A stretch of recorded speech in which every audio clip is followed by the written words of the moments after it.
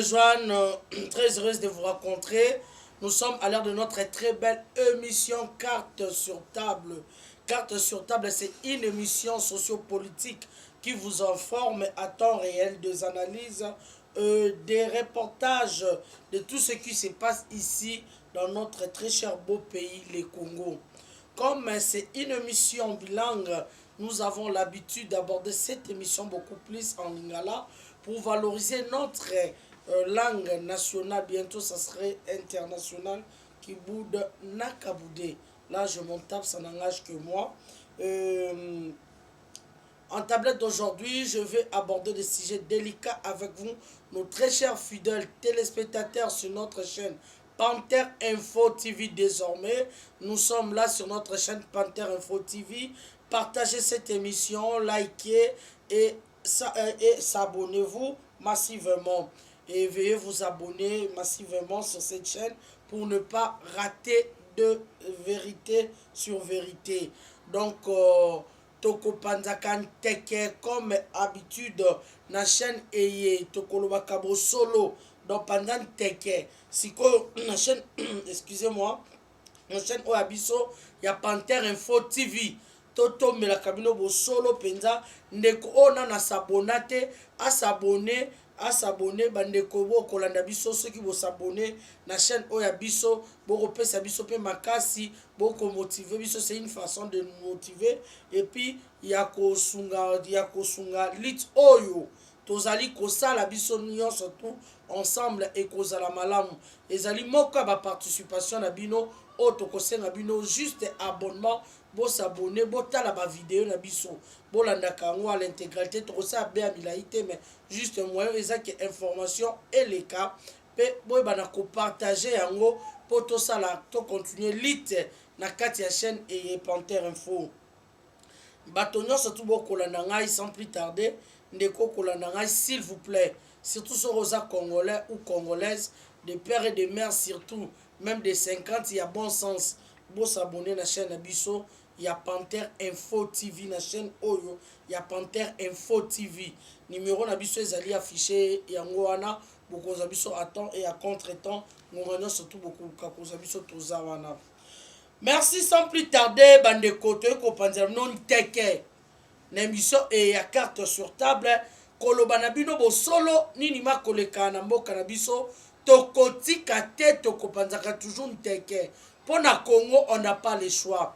Eza nde komora benga bi mama mi bata oui tozo ko mi batela mais ceux qui to lobite to bundite mboka ko kene moto akoya ko bundela biso azate. Là c'est de la naïveté. Donc to boy naïveté to telema biso baso ba congolais. Totika ba différence na biso et kenaki ezongaki ekotaki ebimisaki. Nous avons qu'un seul Congo. Nous avons qu'un seul pays. Et ce pays en question est rempli de richesses énormes.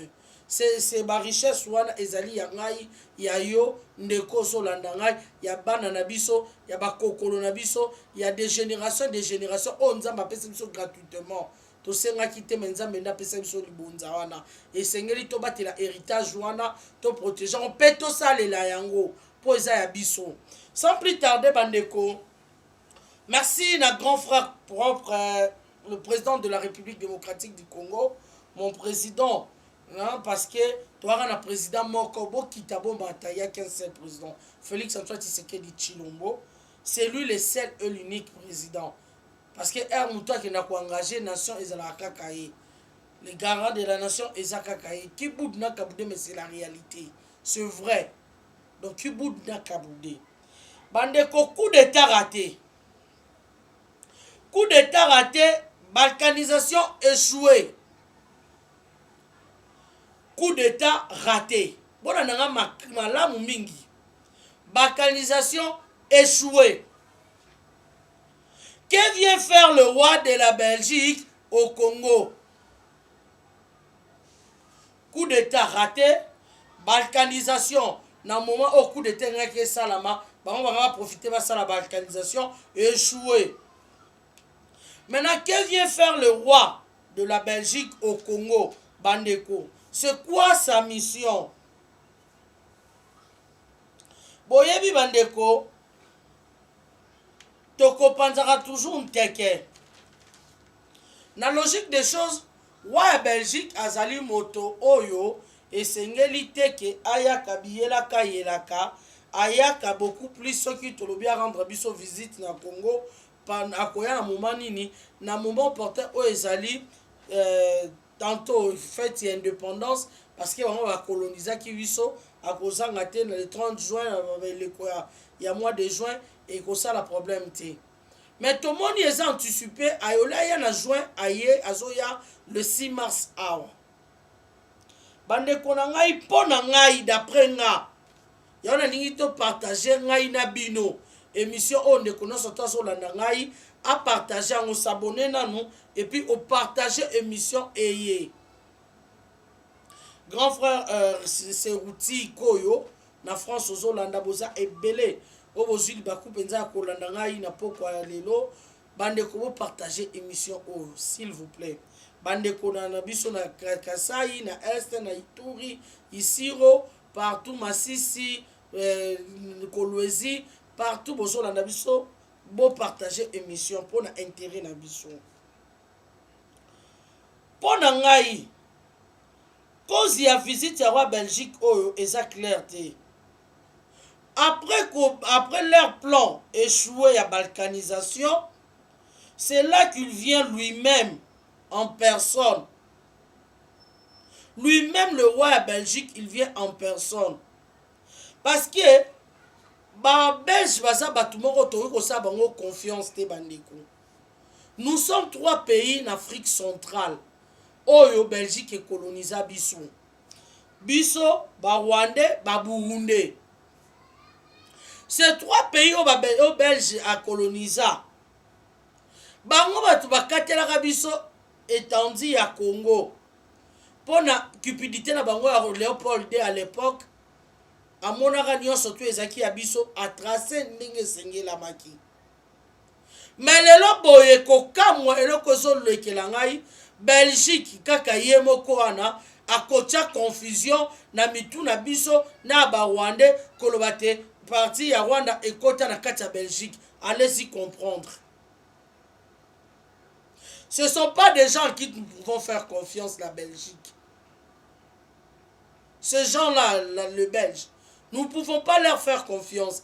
D'ailleurs, ils nous ont menti en venant nous coloniser. Qu'est-ce qu'ils nous a apporté les Belges? Babomela biso wallon na bango, babomela biso flamand na bango, batika biso na français. Apparemment, c'est comme si français n'est qui wallon to qui nani na bango kuna balobaka. Babomela biso ki flamand, babomela biso na ki wallon na bango. Baye kolakisa biso enseignement moko archaïque. O batikela biso, oza même pas de taille ni de niveau. Batangisaka biso ba histoire ya ba peuple mususu tandis que bango moko na Belgique kuna batangaka ba histoire wana te. Mais biso toko tangaka histoire mosusu. Batangisaka biso ba histoire ba Chine, batangisaka biso ba dynastie romaine na bango, batangisaka biso ba histoire ebele.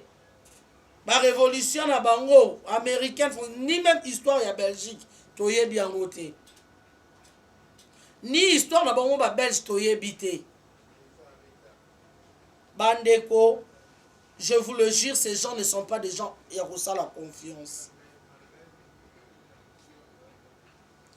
Alors, ces mêmes gens-là, bango moko baye ba piller biso ba zu culture na biso. Bokoko na biso bake kotia na ba misé na bango. Bango moko ba bomba biso ba castra ba kata ba maboko, ba panda ba randa biso ba esclave. Ce même gens-là. Vous pensez que les Belges aujourd'hui seront de notre côté? Vous pensez que les Belges lelo ba rozananga mona biso ou bien oh nyoso tu ba rosala les ala pour intérêt à Congo? Jamais. Oh ba Congo ba ngongo, c'est faux, non. Jamais. Balingi lelo ba tombo la Rwanda, ba Burundi, ba Uganda etc. En nous marginalisant, en nous pillant, bakanisi que peuple a lelo za peuple oh ba kataka maboko. Attention mes frères et sœurs, ba peuple pe bakata maboko bakoko na biso bazara facilité hein bazara facilité mais biso siko génération trop toza plus que bango c'est pire le belge va kosanaté le belge va kosanaté bandeko je sais que beaucoup plus d'entre nous bozo landangai et bien vous trouvez un parano ou pathétique mais je ne suis pas je dis vrai. Ce roi visite naye eza clarté. Et puis azoya le 40e le 6 mars. Le 6 mars ezali ngonga oyo biso tokozana ba fête mo ebele na Congo. Ya le 6 mars. Le 8 mars journée internationale ya femme. Oza monde entier bobi biso na Congo ndenge to célébraka yango de fête par-ci par-là d'ici de là partout. Distraction kozala. Le 9 mars, anniversaire et première dame Nabiso, Maman Denise, Nyekeru. Oh, pendant l'âme sous chef de l'État, à Rosalam sous on a fait, Barosana fait, Baroloa, mais la moi 20 ans, moi maï a pu, to moi gâteau balia, fête et kozala. Alors, il y a pour nous moment où on a. Aya pourquoi? Attention mes frères et sœurs. Tofungola misu lisu likola lisu. Vigilance bande konanga. Et ça na frère moko chrétien na sepela ane mingi na landa banzembo na ye l'ifo codiciel. Aye même matin nzembo il y a pendant le fête bah chose horrible et ça là que les enfants de Dieu donc ça a toujours été pendant la fête que les enfants de Dieu ont été tués. Donc c'est pendant le fait que distraction est à la bozobina, bozomela bozolia, moi distraction m'a mebele ça la mara mabe. Mon continent chef de l'État fungola miso. Chef de l'État fungola miso grand frère. Roi wana aza clarté. Il vient avec sa femme pour quel motif? Il vient lui-même en personne tout comme quel dossier diplomatique. Or on a premier ministre na bangote.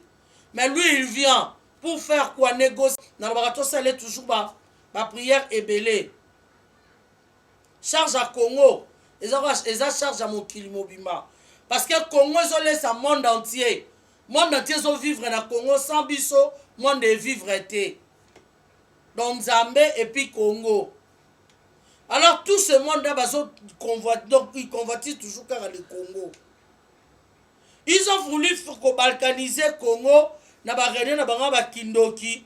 Heureusement le président de la République a été révélé. Il n'est pas Akenaki Tatidi Samaluko le premier ministre. Samaluko na komi kuna ba changer maman discours, ba changer tout le plan. Mais si c'était le président Mtakendaki, ben ba sim sa président Fachi touche. Bonga boka discours nga sala mona blo muso nga salama. Malheureusement le président Akendaki te allez ba changer ba komi ko tamisa sama lukonde culture ba bike ko so fo ba zongisa ba blo est-ce que zaki yango ne fa bo bengela président akeni kuna. C'était ça le motif. Mais ça bazana bo régler nyonso. Et si mbite komi yo moko fo ya wa ko lukani. Wa ko salani. Nyonso toza na ngwa mabe na mutu na yo e kosimba te. Président soki roi belge yona mwasi na yo oza mabela bakoko moyaka bato bokataka maboko obo marginalisaka obo maltraitaka milimo na bango ti lelo ezoganga soki kaka botie makolo na bino na Congo na intention ya mabe ekosukela bino mabe bokomona flou bokozanga nzela même ata bokoma ta place président na biso azali po bakoko bakoprotéger nzamba koprotéger bakoko bakoprotéger miki nyonso bakoprotéger ye na makanisi sadiko bozoya nango. Et puis faut mon continent président de la République grand frère faut beaucoup plus faire attention na batwana lokola coup d'état est raté balkanisation échoué azape capable de pas être na poison. Donc bakoyi ko utiliser parce que y a pas un intérêt majeur dans kati. Il y a un problème ça dans le minerai. Il y a pas un intérêt majeur il y a ba minerai na kati. Attends raté. Donc faut qu'on soit beaucoup plus vigilant. service à sécurité à mokondi vigilance ebele service à sécurité à mokondi vigilance maya mokondi biloko ya mokondi akolia nyonso ya mokondi vigilance ekenge ya nyoka parce que koya roi Belgique oyo eza kitoko te bandeko. Comment est-ce possible bato nyonso tu baza kaka miso na bango Congo ye moko roi Belgique azoya pourquoi premier ministre doseni akoki kotraité te akoka otinda premier ministre nete ka ye moko foya mpe anticiper koya na ye ole aya na juin aye na mars mpo na nini bandeko faut se poser mille une question totika distraction et na stade oyo bandeko naosenga tous les Congolais soyons derrière le chef de l'État parce que le seul président que nous avons, soyons tous derrière le chef de l'État parce qu'il est le seul et l'unique chef donc président Otozanaye. Tosangisa makanisi. Botika atekaki azongisaki alekisaki ateke le côté. C'est un Congolais de père et de mère. C'est notre frère Kassayan qui est au centre du Congo. Donc jamais, moi je dis jamais à côté ka Congo, jamais à kosala yango te. Pour alula ndi ba pesa ndini. Diamant azana na Congo, or azana na Congo, cuivre azana na nyonso azana na Congo kete ka kompazwa nini. Mbongo. Ça n'a pas de sens. Toti ka ikenda kezongaki parce que il a tout ici à côté ka Congo te. Nyonso za ye mutazana ngara nyonso azana ngo. So teka kompa pesa ni arbe. Toi, si nous en avons besoin, iranium, yabiso, abiateka, akoteka, tosomi. Que autre, monaki kanambe, nakatumi ba yibi, poba ke rosa et sabaso ma arme. Ba yibi iranium bateki. Et bon, il y a combien plus forte raison, légalement, à cause de pas teki pour bien être en boca. À côté ka Congo, vous oubliez bel et bien à Est, à l'Obaki, pour la guerre, c'est que si ça j'appelle ça même ta vie, à couper sa vie, pour Congo, à la sauver. Bande koto tu la différence, na biso à côté pour nous sauver, de côté pour nous sauver Mboka. Et ça, les kamaba belé. Oh, bande koto, sangwe malikama mabele. Ngai na yo na ngai likamwa mabele sangwema bandeko likamwa mabele eza likamwa mabele eza likambute ya songolo pakala o la muka o idepes o peperde tel mabele nanu ata yo muta peperde soroke ayer votre to réfugié yo muta la muka ozala réfugié même udepes réfugié bandeko bozola nanga bo bozali bana ya mboka. Comment est-ce que vous êtes traité mieux que chez vous? Non. Mais vous êtes des tendances différentes. Il y a de la mouka, il y a celle de la mouka, c'est de l'huile de pêche, il y a celle, il y a peu perdre, être qui tire tout le don, tendance confondue, dans ce Liban Mboka. Mais les kamama beleza moko to sangana, to zala uni, to telema, pona mboka, pas deux ou trois. Biso nyonso soko tosangani le Rwandais barokanga minoko na bango. Kagame n'aura pas un mot à dire parce que sera meki avec la force, la puissance que nous aurons tokokote la na Rwanda.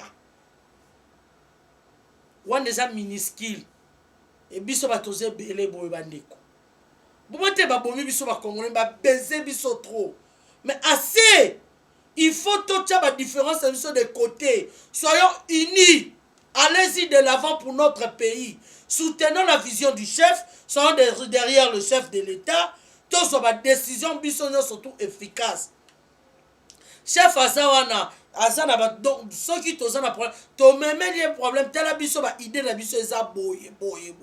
To sangisi mayele, qui est de critiquer des côtés de pemeni. Ozu mayele na yo commission ya critique. Critique au lieu de la positif négatif. Au lieu de ça, on a recevé mboka na yo, yozo luka, mabe eko mela nan ba fardese, mabe ko mela. Oh ozobo sana ke biso so trozanga kimia.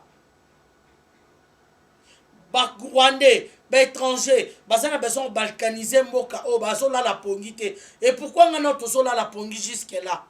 ndeko like émission nanu avant de continuer ma son abiso bon like et puis bon s'abonner partager émission et pasteur Jacques Foulakan dans Lyon bon partager émission pasteur Winner Fayanol Winner bon partager émission maman Bishop pasteur Suzanne bon partager émission Boza Ebele papa MK na France merci papa MK Moussa Ozo Rosala po na mboka na yo merci na batono surtout c'est Routi Koyo. Et c'est Routi Koyo pour partager émission. Le grand Tshisekedi, André Mouteba pour partager et kozala bien.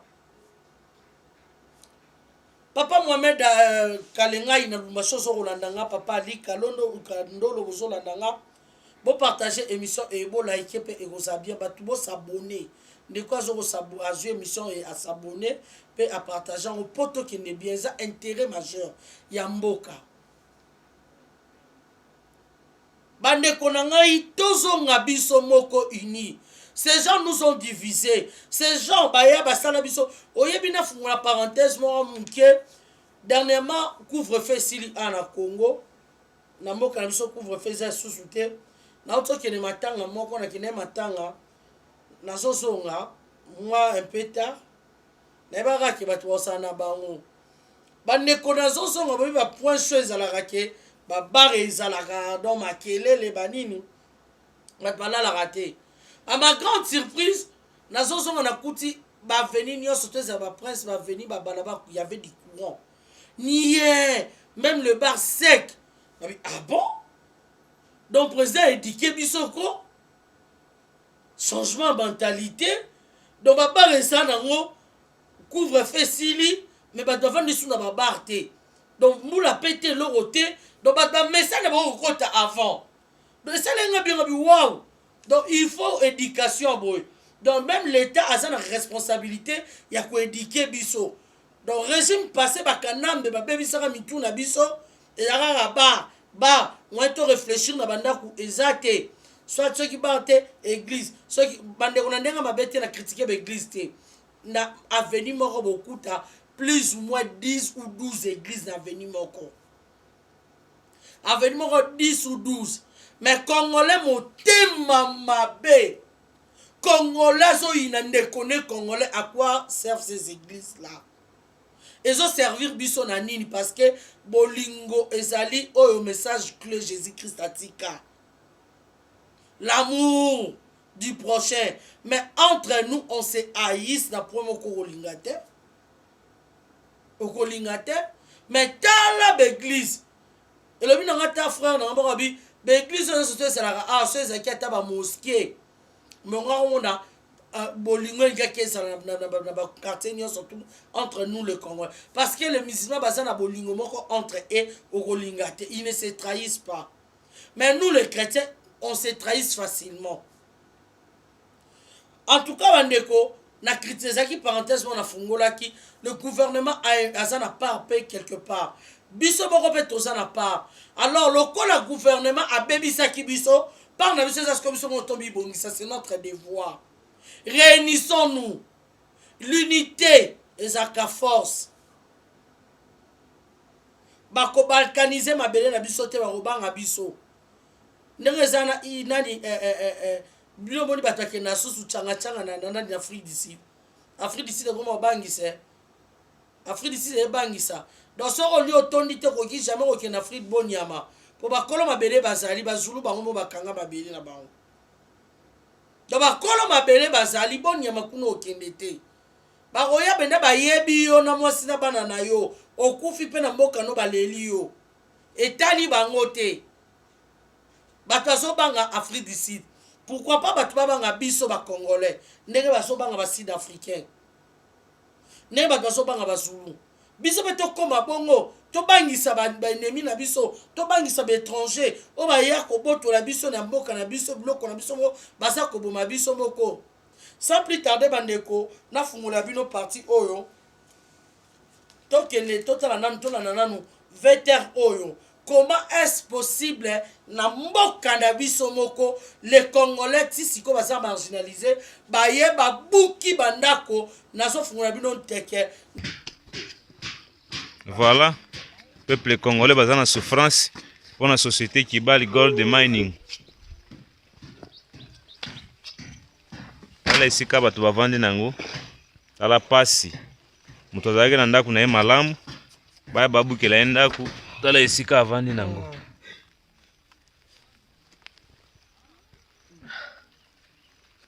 tosenga na gouvernement national bazwela biso ngolu batala biso makambo wana soki gouvernement national esimbi te balukela biso communauté internationale bazwa biso comme ba réfugiés parce que nous sommes des Congolais mais mboka na biso eza isu ya biso te et comme ya société Kibali Gold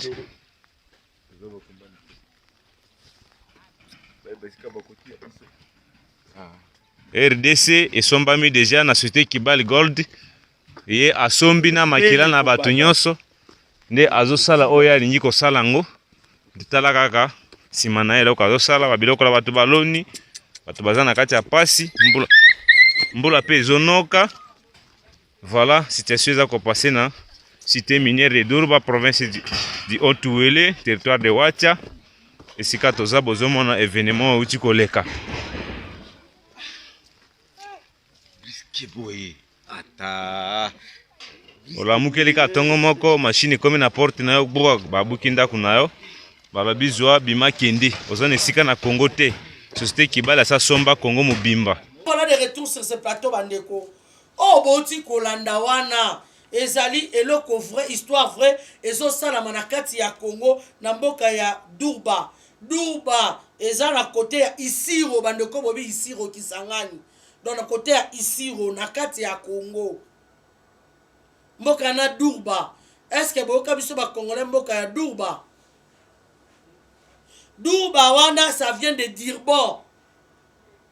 Société moko ezana na koma mining Katanga oboyebi ya ba Sud-Africain na bakana Hippolyte Kanambe oyo basalaki pona ko exporter or pire babido récolte ya or eza or qualité supérieure ezana coin wana bandeko basa bazwa étendu wana sans kasenga mutu obi Kanambe orgueil pe arrogance azaki na rango kozora ba bamboka na biso kokomisa ba propriété privée na mais un étranger s'il vous plaît otobengi Hippolyte Kanambe Kazemirebe Joseph alias Joseph Kabila obopesa Congo un étranger aya bomisi batnon ana na Kinshasa province batu ya bateke na baumbu abomi bateke bele azumboka na bango na ba chef coutumier bakufa azumboka na bango komi kingakati akena ba Kongo azuma teba akena est kuna kashamata esilita azozo mabele azobomisa bato aya déloger bino babomi bino to o santete babomi e o santete te babwaki libanda kenoko milukile siko rovanda etali bango te. Un étranger, s'il vous plaît, bandeko. Bandeko, vous s'abonner, vous likez permission, et vous partagez un peu. Un étranger. Alors, à quelque soit, basa maini katanga wana ya bango na ba sud-africain. Et là, on bengi Durban, bon, Canada, Durban, donc ça vient de Durban. Durban, Afrique du Sud. Dans le sud-africain, eux, l'étranger de Kanambe. Bazo bakanga côté wana, contre wana. Bande konanga ba tout dans la chose grave et pire ezanini. Un état place on un état dans un état. Nakati ya Congo. Dans ton place on un état dans un état. Là maintenant on offre la grand frère Nangambi sous mon président de la République. Fati Beton, grand frère, président, notre frère de père et de mère.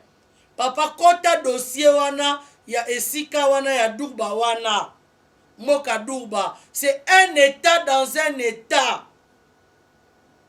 Avion basana aéroport na bango avion kitaka chaque jour na 8h ndenge lingi olele katana ba deuxième na nini na biso ba ofida ba contrôlaka et le na contrôle te il descend il prend et ba récolter or ba exploiter qui jour wana et mati et kei et qui n'a pas pu prochaine marque. Or, il y a Congo, et ont illicitement, illégalement, ils s'enrichir illicitement, et ils ont illégalement, na Congo awa. Babi qualité supérieure à or, wan ils ont kuno soindete. Bazana la police, ya bango moko, aéroport, ya bango moko, service yo surtout kunesa ya bango moko. Ce qui m'étonne, mon toit, ça, qu'on appelle une information à lobby, ils sont mieux payés que les Kakutu, n'a pas tout surtout au ya Congo. Mais surtout dans Kinshasa, pour le battre, ils sont mieux payés. Donc ils vivent comme de blancs, c'est un état dans un état. Salaire n'a pas bien, ma foutre bien. Pas de taxes, pas d'impôts. D'ailleurs, le gouverneur à côté ne vaut rien. Il n'a rien à dire. Et puis, le gouverneur à côté, si je comprends bien, Ndeko ya Corneille Nanga. Il faut pas l'ongola et puis écouter kuna. Il faut pas l'ongola. Ndeko ya Corneille Nanga. Ndasa gouverneur côté kuna. Alors, Bandeko, et là, quoi, bongo, basala donc, c'est tout un village. Et comment, ezaki village, où les abisso ba congolais, va changer na combo, et le village, ce soit congolais, comme Durba. Donc, Durban. Nakati ya Congo. Vous vous rendez compte? Bandeko, bon, moni wana babuki bandako, otande ba ngofana bandako andele, na mbula, nani, de victimes. Oza ba kolo mabele, baso zang esika ya kofanda kwa peuple moko baso ke koluka esika ya kofanda abandeko ça fait mal na kati ya mabele na ye bayeba longoli yo bongo lokola mupaya société wana ezokolongola ezodeloge bango mpe epesi bango esika te oke bandako baconstruire mpo na bango maintenant kote wana mboka wana bazobénéficie na nini ba-exportation ya boye mboka na biso bazokoexporte peuple wana ya contré wana il bénéficie de quoi ke bazala déloger boye bazo bénéficier na nini ça fait mal na kati ya mboka na biso moko chef de l'état fungola misu papa côté kuna dossier na fungola misu ya mboka Durba po toyebi ke bato ebele bazaki tout autour no batalo kuta bata ba intérêt ba intérêt na bango moko ba s'enrichir ba bosani même ata vision na le peuple d'abord ba kota yango te pour batia ba mbongo na ba poche na bango lelo tomo découvrir bango batamiyibi mokonzi ya mboka fungola miso toyebi ke oza yo moko vous êtes les seuls à sobunda po na mboka alors nous la population derrière vous tozo ko accompagner vision na mokonzi ezo sala pasi pena ninga ke rochite ndeko avant na chite babiloko bosa yango moko teza na ba chinois donc mutu na est akanga contre na ye village na ye bozolanda déjà ndenge balkanisation ninga ke salama Afrique du Sud aza na Afrique du Sud na oya ye okay ba français na oya bango okay ba belge na oya bango ba chinois na kwa na bango donc chaque pays aza na contre na ye aussi akanga village na ye mobimba akanga de loja batu kanambe pe bango bakatange baba nani ba tanzanien na baba wa rwandais bakanga kanga ya bango zoe na ngambo na kanga o kuna kanga me biso moko ba kongomani basa pona nini nzambe ezali kama nzambe te ezali kama ngai na yo parce que nzambe a doté biso yango apesi biso pouvoir na yango apesi biso so toza ba gardien yango alors nos frères et sœurs si réellement si tolinga Congo totika distraction totika mama ba parti politique baye kokosa biso likambo ya ba parti politique baye kokosa biso likambo ya division pour donc ba biso division pour mieux régner ba guerre ethnique bango ba régner ba so ba vivre biso tozo souffrir bandeko soki balingi ba minerai ba kwa kozongo légalement gagnant bango ba biso pe tozui c'est légalement gagnant qui de nous tuer bolongo la biso na mabele na biso bobomi biso po bozo esika na pena ba richesse na biso jololonga modèle de essayer leki grand frère propre Béros Ilwa jololo modèle o biso peuple congolais to na ngondengeli bablo ba so meki na Équateur to ko joka na milangi tisuka bokoeba jololo modèle o na mona ke biso ba congolais donc naïveté moko un point jamais dit sangana tolo bangata français lingala sangano nous sangano nous to sangano nous pona intérêt commun bande ko na ki na rochité to na novete o bato bolobi ke mboka na biso eza bien chef de l'état lo bamboko eza bien te boloba mboka eza bien mais ceux qui mboka eza ki bien botala ba minerai o tozo lobela bande ko eza lelo te kanambe kanambe virus microbe ya kanambe bande konangai bota lelo ko sali kanambe lelo akoma le tout puissant asoma ba député ba sénateur asoma Congo na quelqu'un inconscient ya ba congolais pour lelo boye ba mener coup d'état contre Mokonzamboka ça leur propre frère ba sala Mokonzamboka ba sa ndeko na bango de père et de mère ba bosani bakamati lisusu kaka le même kanambe wana mbongo na biso moko akomi kotutisa biso na biso mitu biso moko ba congolais na mbongo oya biso moko ebele bakomi basombi bango conscience na bango ndeko tshela biso fetere oya 1 minute tolanda comme ça epesa bino na okanda na bandako tozongela bino après tolanda. Le sénateur, le feu sénateur David Moutamba et l'ingénieur ont fait un travail pour évaluer qu'est-ce que nous rapporte l'exploitation minière au Congo. Quelles sont les retombées de l'exploitation minière qui est faite au Congo. Et vous allez être choqués. Entre 2007 et 2012, sur 41 milliards générés par les produits que nous avons exportés du Congo, sortis de notre sous-sol. Notre trésor Congo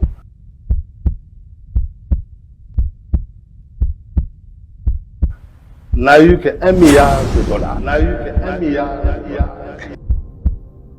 Sur 47 milliards de dollars, le Congo n'a eu que 1 milliard de dollars. Ça fait 2%. C'est pas possible. Seul un pays où la stupidité est sacralisée peut avoir un tel désastre. On ne peut pas nous intimider. À tous ces gens-là qui pensent que sous Kabila, le Congo était mieux, sont des malades mentaux. À tous ceux-là qui souhaitent que Kabila un jour rentre au pouvoir, on la sorcellerie. Retour sur ce plateau, Bandeko. Donc, Congo a bénéficié de 1 milliard. 1 milliard a bénéficié de Congo. Donc, 46 milliards est à Kanambe. Kanambe a 46 milliards de dollars. 46 millions de milliards. Oh, il y a des minéraux na biso. Il y a des yo tozo kiemba. Toza ba pauvre ba bola. Benasko film Kanambe ya neni na Congo. Lela komi multimilliardaire. Pour ngana tozaki ba naïf. Pour ngana toza ba naïf. To continuer na naïveté oyo. Maintenant disons-nous assez. Lèvons-nous. Tokuta bandeko o basana makanisi ya malamu. Demandez l'audience auprès du chef. Beaucoup de chef de l'État. Ceux qui ont conseillé ba tchemno ba croc à jambe. Ba li beaucoup de chef te bobe na biso toko puata bango. Toko puata bango ba kokendaka moko. Bon c'est audience beaucoup de chef. Bon mais makanisi na bino et pas mokonzi parce que il y a un objectif, il y a union sacrée. Azana consultation sur kamutu nyonso. Objectif il y a union sacrée ya ngwana. Bon même makanisi chef tout le monde boy. Est-ce que tu ça plan boy été pour te sauver mboka est-ce que boy ça l'échange des idées. Toko marché bongo bison peuple na président na biso to tcheli boso. Sans oublier ma pinga na biso a FARDC. Tokolonga e bobanga biso. Na suki a pona lelo a bon attendeur sali. Merci pour la décoration sur la biso na journal lelo. Bobenga mama Jenny Kayenda yaka mama Jenny Ndaka aimé la future députée Boza Ebele grande sœur propre Chantal Alphonsine Mboulou et si causa na Belgique grande sœur longa mboka bazentwa balingi biso te ba belge wana. Babosa Ebele. En tout cas, papa Augustin Moukamba, président de la diaspora, bonne chance pour voter. Président Azana Makanisi Yamalamu, Yako Salate, Bakongomani, la diaspora, allo Belarabino, ah, et pas Mokonzamboka, Tope, Obi, Azaki na dossier Oyo.